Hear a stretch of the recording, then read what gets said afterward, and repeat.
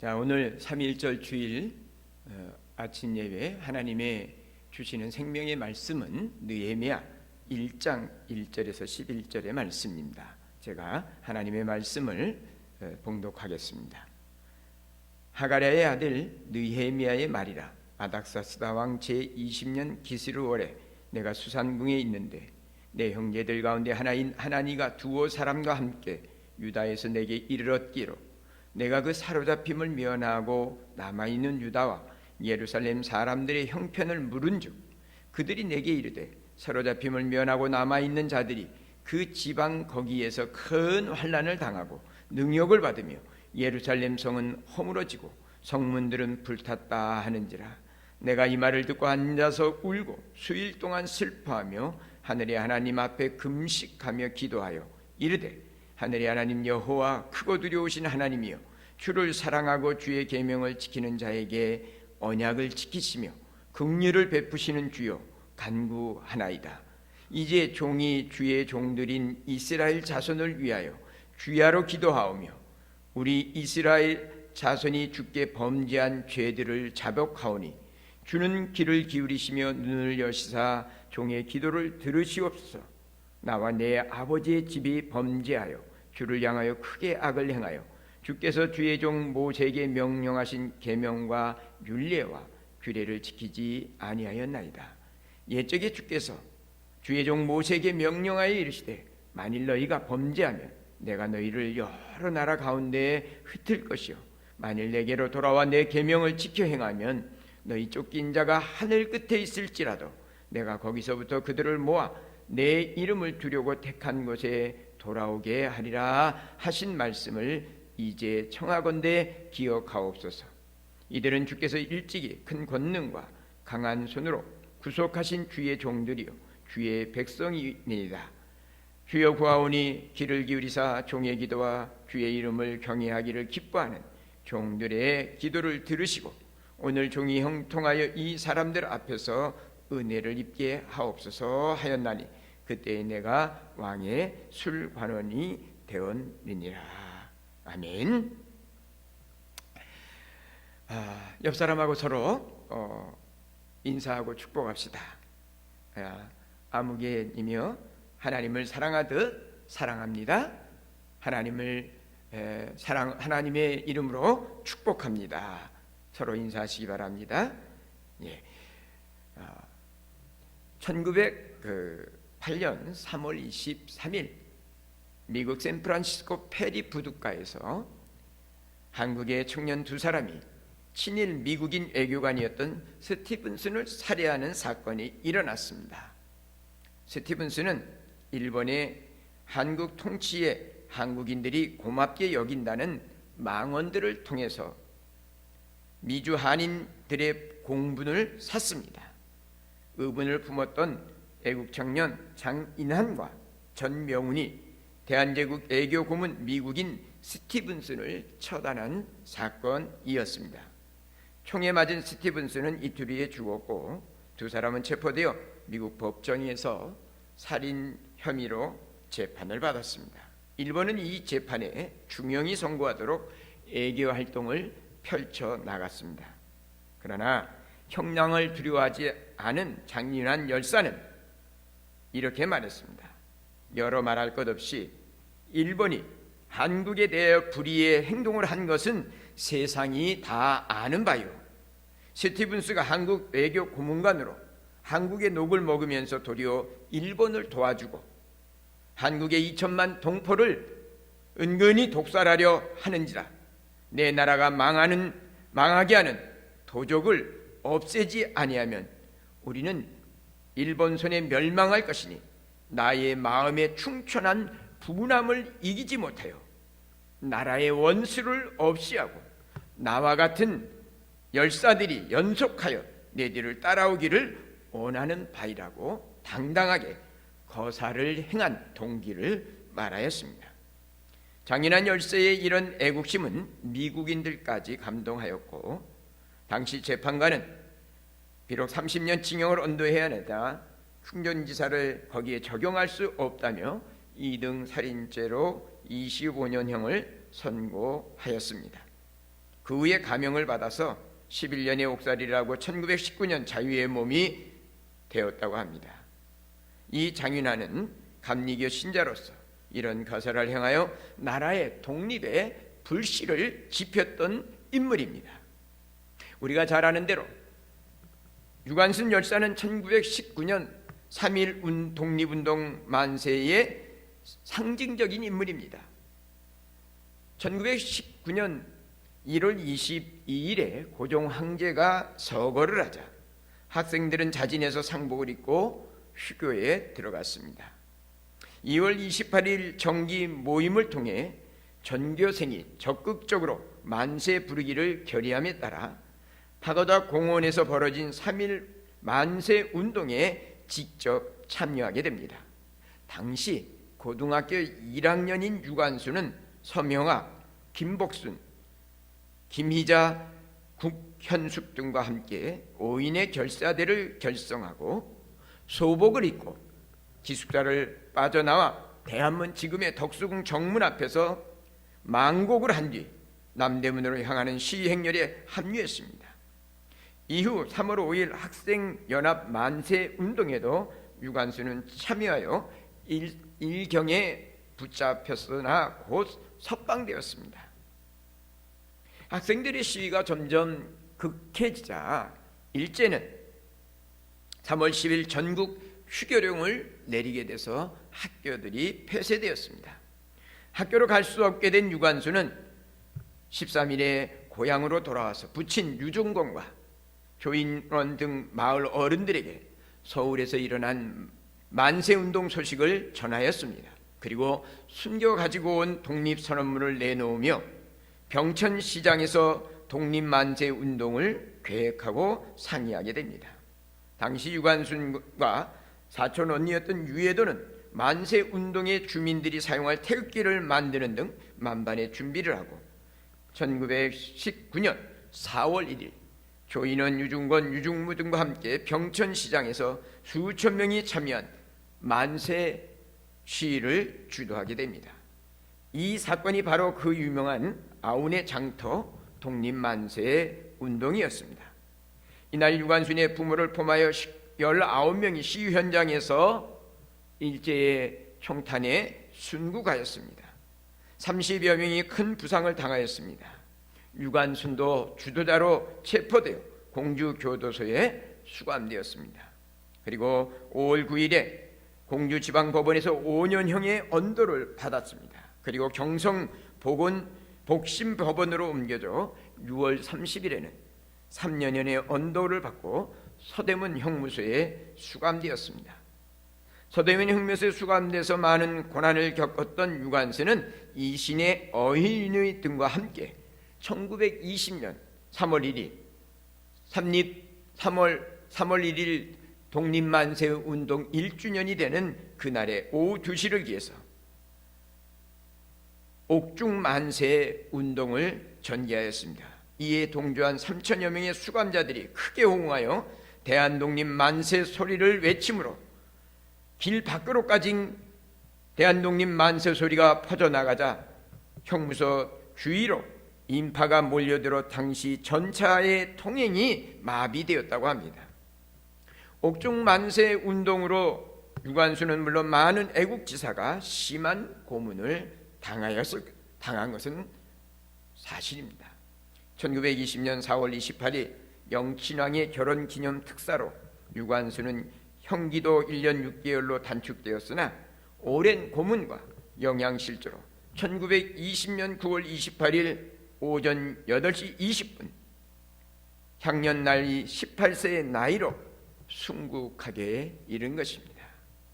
사랑하는 성도 여러분, 믿음이 무엇입니까?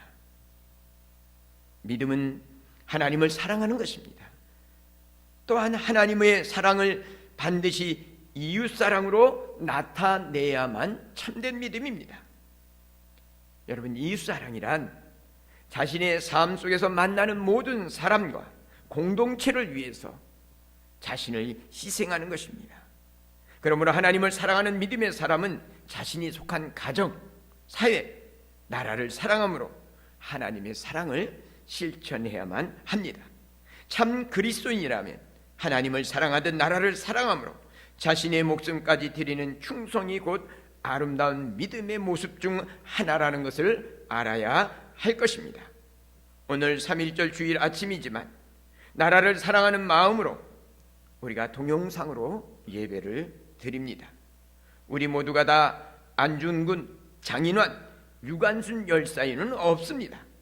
그러나 삶 속에서 나라를 사랑하는 행동이 곧 하나님을 사랑하는 믿음이라는 것을 알고 충성하는 성도들이 되시기를 바랍니다. 오늘 우리가 읽은 성경에는 나라를 뜨겁게 사랑했던 믿음의 사람 느헤미야를 만날 수 있습니다. 오늘 말씀을 통해서 우리는 민족을 뜨겁게 사랑하는 멋진 그리스도인으로서 거듭나기를 바랍니다. 느헤미야는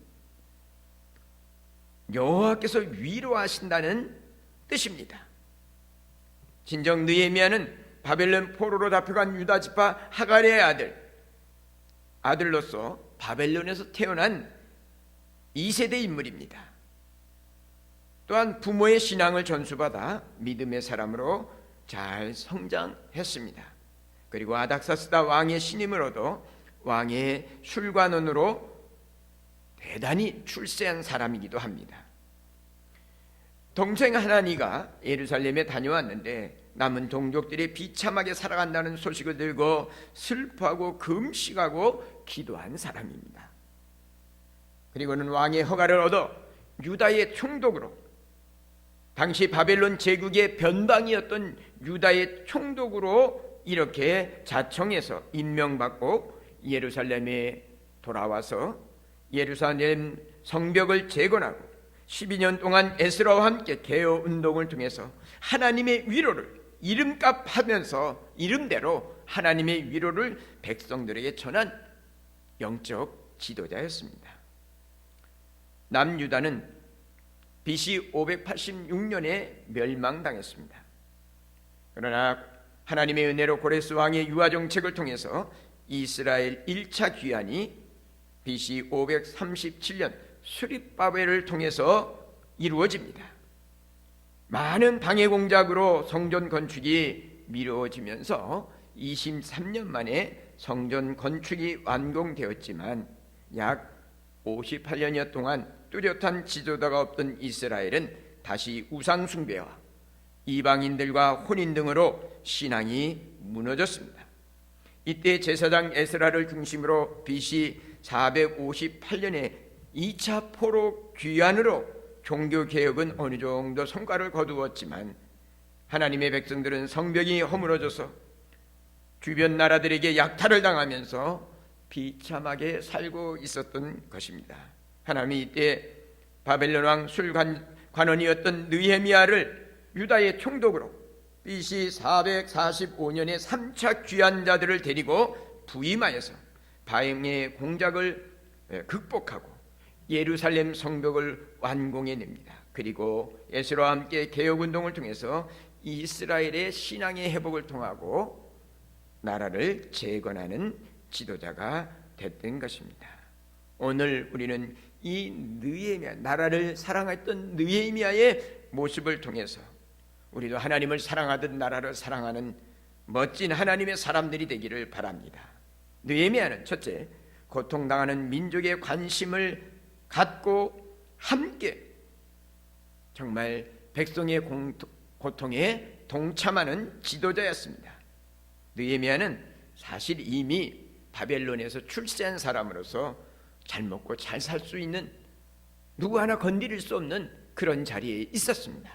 그러나 나 잘 사는 것보다 민족의 미래에 관심을 가지고 그 동족들의 고통에 동참했습니다. 여러분, 쫄딱 망해서 나라의 흔적도 없어진 나라입니다.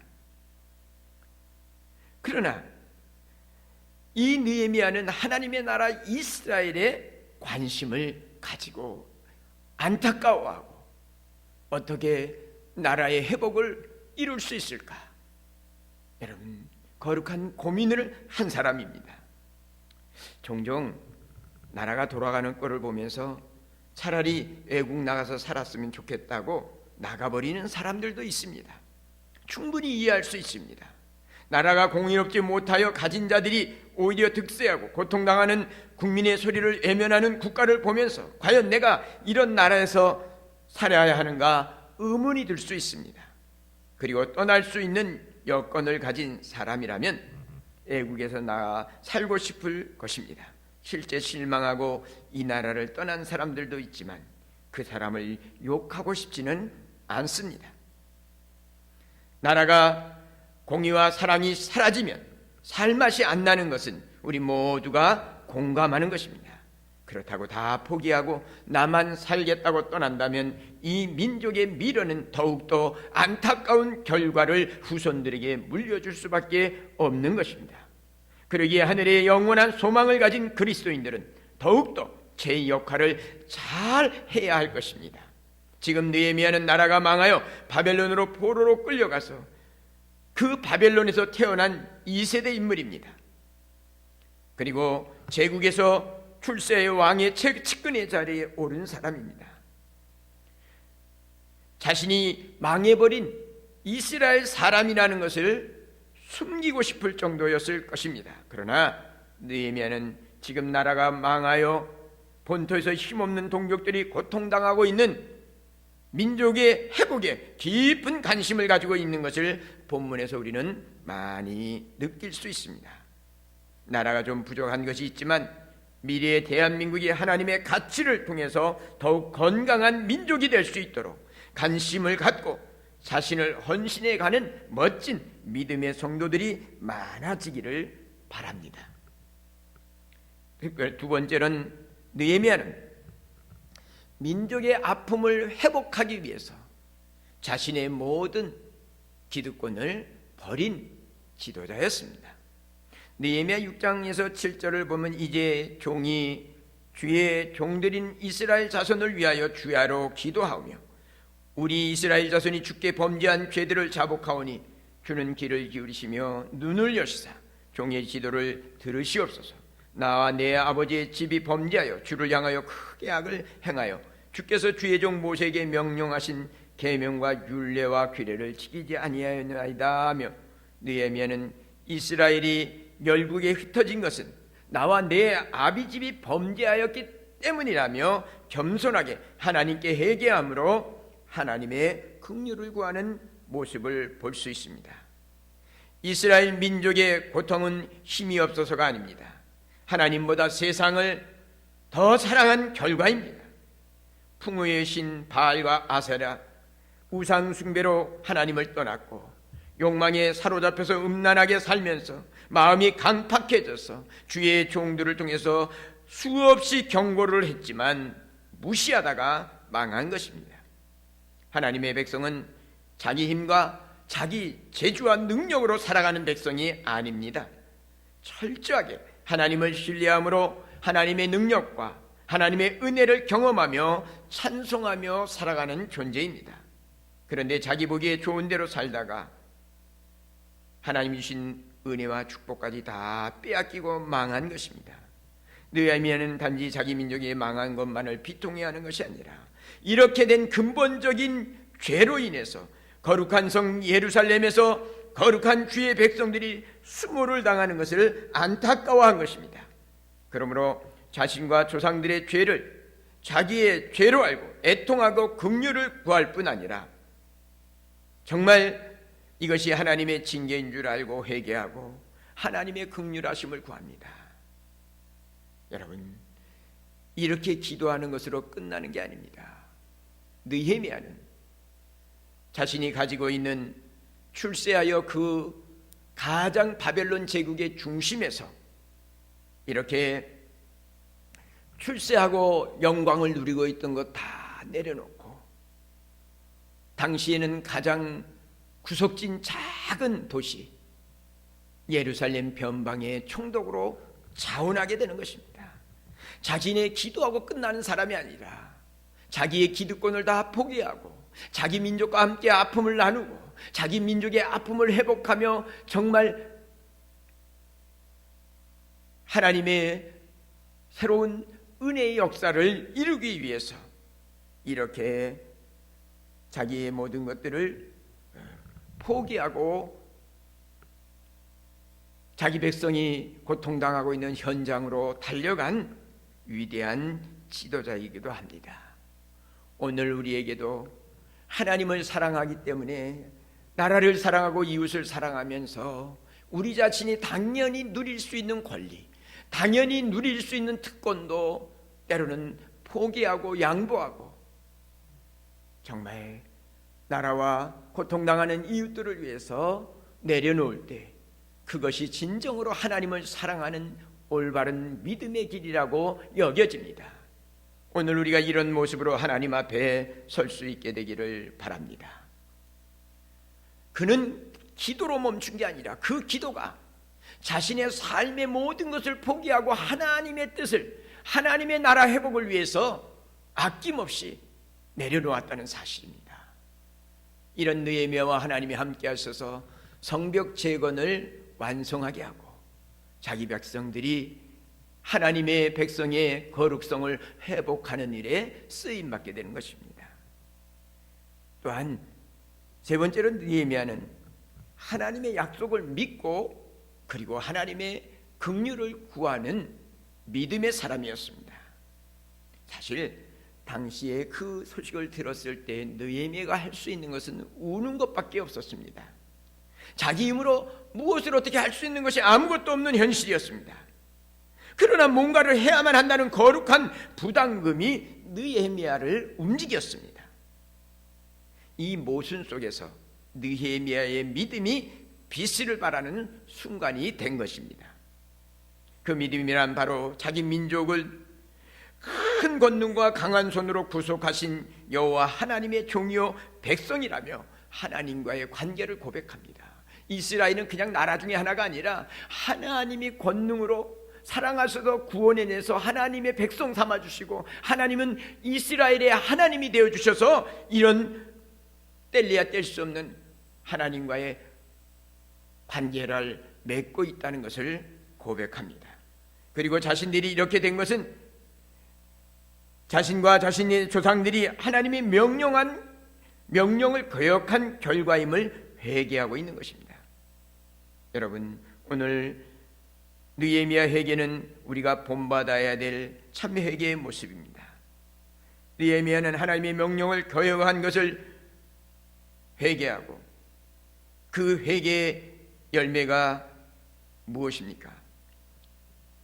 회개하고 그냥 끝나면 그것은 잘못하면 후회가 됩니다. 그들은 회개하고 하나님의 명령을 지키기를 결단하는 것입니다.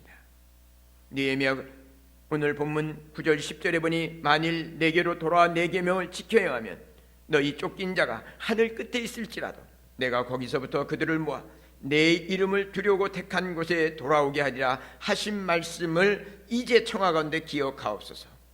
이들은 주께서 일찍이 큰 권능과 강한 손으로 구속하신 주의 종들이요 주의 백성이니라 고백하며 긍휼의 하나님께 하나님의 약속을 붙잡고 간구하고 있습니다.